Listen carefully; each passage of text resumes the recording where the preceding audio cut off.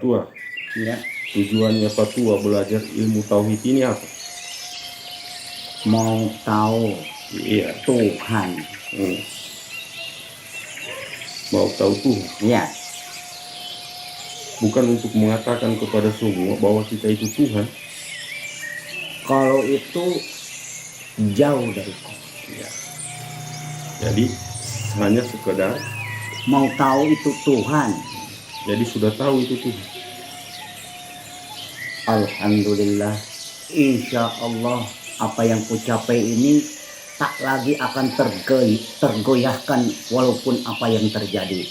Walaupun nyawaku akan terancam, tetapi aku tak akan goyang lagi. Karena yakin dan seyakin-yakinnya bahwa Tuhan itu ada dan aku tak ragu lagi. Oke. Ya, tentang Baitullah. Baitullah. Apa itu Baitullah menurut Pak Tua? Rumah Allah. Baitun rumah. Baitullah rumah Allah. Jadi rumah Allah yang Pak Tua pahami itu apa? Asyhadu an la ilaha illallah wa asyhadu anna Muhammadar Rasulullah. Muhammad itu adalah rumah Tuhan, rumah Allah. Yang bersaksi di situ bukan siapa-siapa, Allah yang bersaksi bahwa tidak ada Tuhan selain Dia. Dia yang bersaksi itu, bukan aku. Terus apa bedanya antara Baitullah yang Pak Tua sampaikan dengan Baitullah yang ada di Mekah? Iya. Itu kan hanya simbol itu.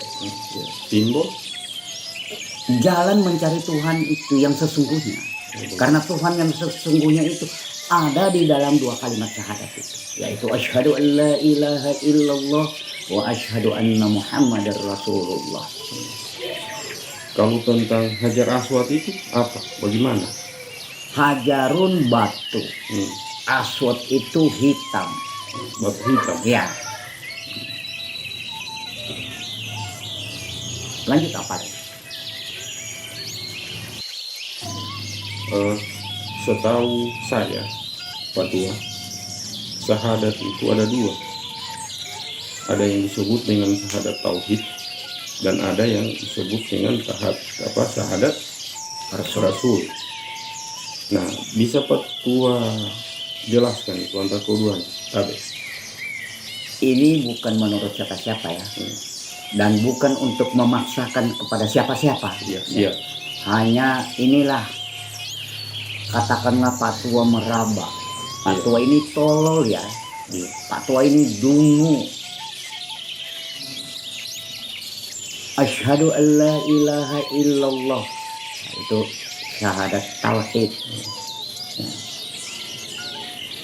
Lalu wa asyhadu anna Muhammadar Rasulullah.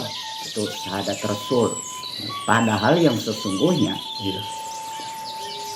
hanya Allah yang bersyahadat itu, bukan siapa-siapa. Jadi Allah bersaksi tidak ada Tuhan selain Dia. Jadi Allah itu bersumpah bahwa tidak ada Tuhan selain Dia. Karena tunggalnya Dia dengan wujudnya. Ketika Dia menyuruh wujudnya, sebenarnya wujudnya tak ada apa-apa. Muhammad tak akan bergerak kalau bukan digerak oleh yang maha menggerak, yang bergerak sendirinya. Itulah Allah. Tidak ada yang menyuruh dan tidak ada yang Dia suruh. Ia sendiri yang menyuruh, Ia sendiri. Tunggal tidak.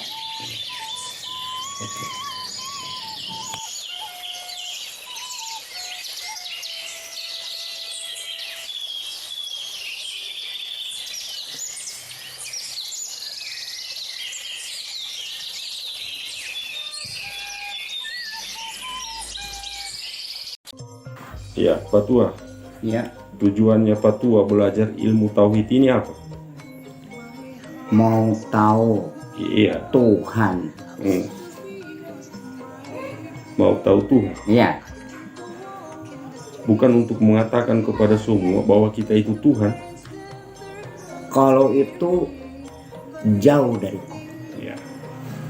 Jadi hanya sekedar Mau tahu itu Tuhan. jadi sudah tahu itu Tuhan. Alhamdulillah, insya Allah apa yang ku capai ini tak lagi akan tergoyahkan walaupun apa yang terjadi. Walaupun nyawaku akan terancam, tetapi aku tak akan goyang lagi. Karena yakin dan seyakin-yakinnya bahwa Tuhan itu ada dan aku tak ragu lagi. Oke.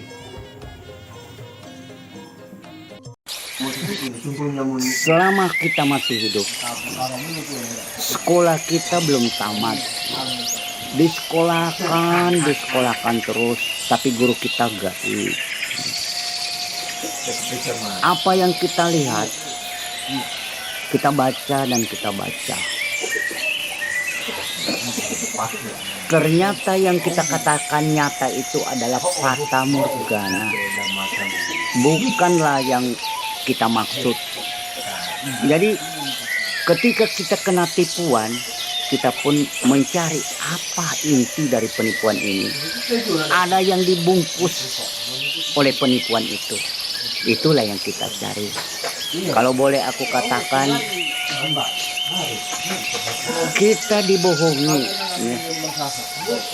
Yang membohongi kita itu gaib adanya. Disekolahkan terus-terus. Sekolah ini tidak akan tamat sebelum kita mencapai apa yang kita maksud. Rindu dan rindu tumbuh subur dalam jiwa kita, mencari hakikat hidup yang sejati. Ternyata ada keberuntungan kita kena tipu ini. Disekolahkan dan disekolahkan agar supaya kita mencapai tujuan kita yang abadi, yang sejati. Hidup di luar itu adalah kulit yang dikatakan jasmani. Hidup yang benar yang tak akan berubah itulah ruh Allah. Itulah emas dan permata. Di kulit itu kalau boleh aku katakan tembaga. Jadi di dalam tembaga itu ada emas. Di dalam kebohongan itu ada kebenaran. Barangkali itulah yang kusampaikan. Yang paling berat hidup di dunia ini adalah memegang amanah. Ya. Jarang ditemukan orang yang jujur yang bisa memegang amanah itu. Oke. Sebab biasanya ketika dipercayai, bahkan disumpah sudah memegang amanah, ternyata masih juga dilanggar amanah yang diberikan kepadanya. Padahal sudah disumpah. Termasuk kita yang masyarakat kecil, yang miskin seperti begini, Pak Tua, juga dibebani amanah. Iya, kenapa? Ya. Apa, katakanlah orang tua,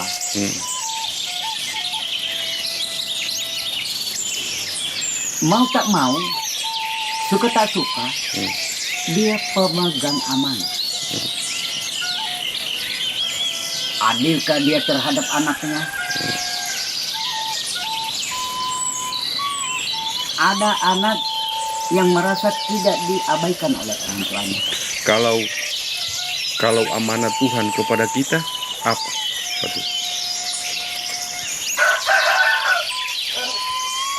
Amanah Tuhan yang diberikan kepada kita. Yang ketiga. Amanah Tuhan yang diberikan kepada kita adalah mandiri. Dalam kemandirian selalu kita berteman dengan Tuhan.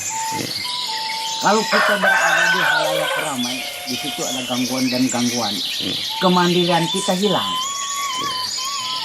Jadi hubungan kita dengan Tuhan itu jauh. Tapi kalau selalu mandiri, apalagi ya kalau aku sebagai orang hutan ini, tiada lain yang paling dekat kepada hanyalah Tuhan.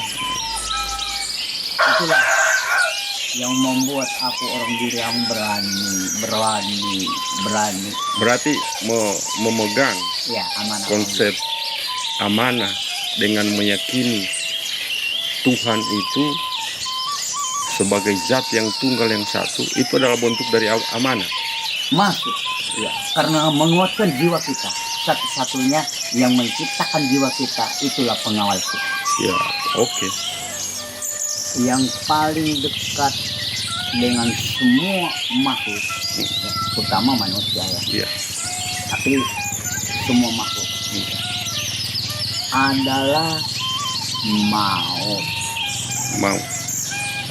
Maut itu tidak kenal siapa, apa jenderal, Ya. apa presiden, apa raja di atas raja. Kalau masih namanya makhluk, musuhnya yang paling dekat maut. Iya. Maut ya. Maut. Coba gambarkan sedikit bagaimana kedekatannya. Baik. Ini sebuah teka-teki ya. Iya. Dan selalu terjawab. Tidak ada teka-teki ini yang tidak terjawab. Sudah nyata-nyata itu musuh kita, tapi itu yang kita tuju. Iya. Iya. Tidak ada seorang yang tidak menuju maut. Nyata musuh Berarti semakin dekat ya. dengan musuh itu. Bergantinya hari, bergantinya Iya. minggu, bulan. Iya. Iya. Siap. Jadi ini aku katakan teka-teki. Nyata-nyata mau, tapi kita menuju ke sana. Ya, oke.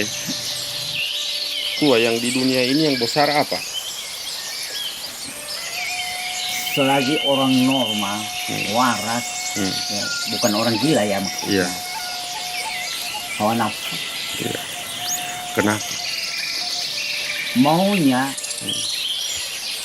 dunia ini miliknya sendiri. Ya. Bahkan tidak cukup. Iya, bahkan tidak cukup. Betapa besarnya ya, Iya. yang dikatakan hawa nafsu. Tapi Iya.